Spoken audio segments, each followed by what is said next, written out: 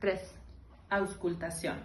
Para este siguiente paso debemos de contar con un estetoscopio. Es importante que las olivas se posicionen hacia el frente, ya que esto genera un mejor sonido a nivel de sus orejas. Como segundo paso debemos de verificar que el sonido esté en el diafragma.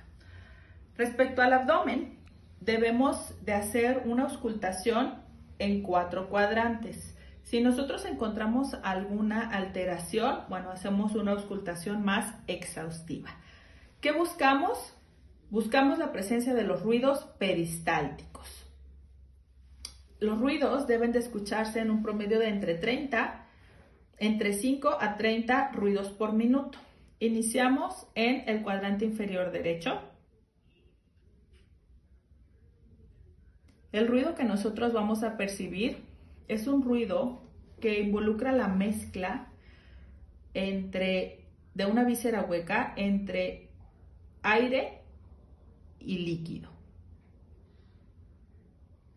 Auscultamos los 4 cuadrantes, verificando no poner nuestro estetoscopio sobre la parrilla costal.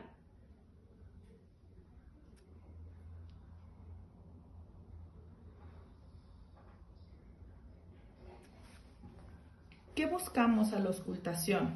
Bueno, que existan los ruidos peristálticos y los vamos a definir como si están presentes o ausentes. La frecuencia, cuántos ruidos hay y la intensidad, qué tan alto o bajo es su tono. De ahí que nosotros podemos describir los ruidos como ruidos peristálticos presentes de buena intensidad y frecuencia en los 4 cuadrantes.